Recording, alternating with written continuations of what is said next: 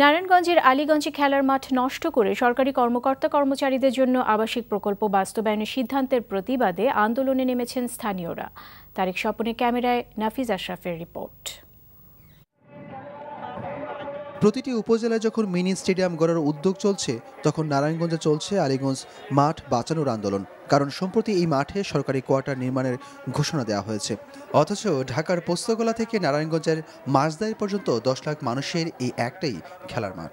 যদি আমাদের এই মাঠে চলে যায় তাহলে আমরা কি করব, কোথায় দাঁড়াবো? বাংলাদেশের সবচেয়ে বড় ডোমেস্টিক টুর্নামেন্ট যদি এই আলীগঞ্জ মাঠে হয়, আমি জানতে চাই এই মাঠ কি তাহলে দরকার নেই আমাদের এই সম্পদটা কেড়ে নিয়ে তাদের লাভটা কি?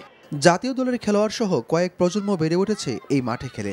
জাতীয় টুর্নামেন্টের পাশাপাশি নানা টুর্নামেন্ট আয়োজিত হয় এই আলীগঞ্জ মাঠে। এই মাঠকে ঘিরে গড়ে উঠেছে বেশ কয়েকটি একাডেমি। প্রধানমন্ত্রী নজরে যদি থাকতো যে খেলার মাঠের মধ্যে কোয়ার্টার নির্মাণের ব্যাপার, তাহলে অবশ্যই উনি এটাকে পারমিটেড করতেন না। হাইকোর্টের মধ্যেই রায় আছে একটা, যে মাঠ থাকবে, মাঠের মধ্যে কোনো ভবন নির্মাণ চলবে না। তো একই আদালতে দুইটা রায় কিন্তু হতে পারে না। স্থানীয় সংসদ সদস্য, জেলা প্রশাসক সবাই কথা বলছেন এই মাঠ বাঁচানোর পক্ষে।